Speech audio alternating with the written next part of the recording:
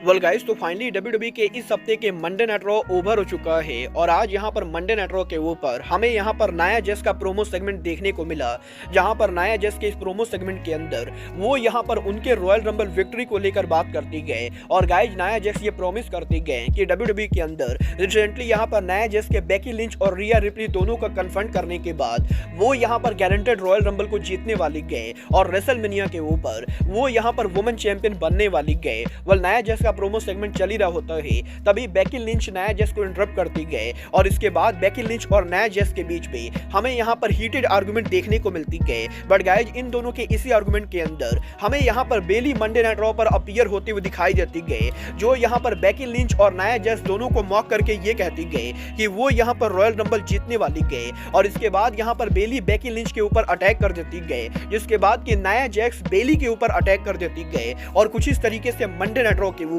आज यहाँ पर एक बड़ा ब्रॉल होता है, जिसके बाद के बैक स्टेज के ऊपर हमें यहाँ पर बेकी लिंच और रिया रिप्ली के बीच में भी कन्फ्रंटेशन देखने को मिलता है। और बेसिकली इन दोनों के बीच में हमें यहाँ पर ये दोनों एक दूसरे को वार्निंग देते हुए दिखाई देती गए। बट इसके बाद आज यहाँ पर मंडे नाइट रॉ के ऊपर डोमिनिक मिस्टीरियो द मीज को फेस करते गए और डोमिनिक मिस्टीरियो और मीज के इस मैच के अंदर आज यहाँ पर डोमिनिक मिस्टीरियो मैच के एंडिंग के ऊपर जेडी मैकडॉग और फिन बैलर की मदद से इस मैच को फ्रॉग स्प्लैश के साथ जीत जाते गए। बट मैच के ओवर होने के बाद फिन बैलर मीज पर अटैक कर रहे होते गए, तभी डीआईवाई रिंग के अंदर आ जाती गए और गाइस, यहाँ पर डीआईवाई के द्वारा मीज को सेव कर लिया जाता है।